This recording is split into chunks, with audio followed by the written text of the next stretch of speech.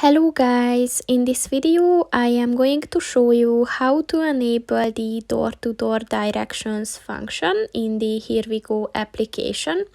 But first I just want to mention, don't forget to subscribe to my channel, because at 10,000 subscribers I am going to show you my whole YouTube revenue statistics and growth strategy, as well as how to make money online.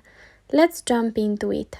First of all, open the application on your phone and then drag this section at the bottom of the page up to enable more functions.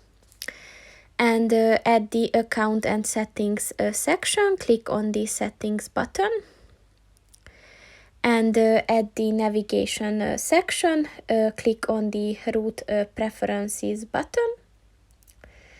And at the detailed route guidance section, look for the Get Door-to-Door Directions button.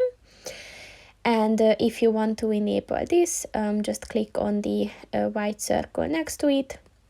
And this function will guide you to your parked vehicle, driving, parking, and walking over to your destination. So if you want to enable it, just click on the white circle next to it, and once it turns blue, this function is enabled.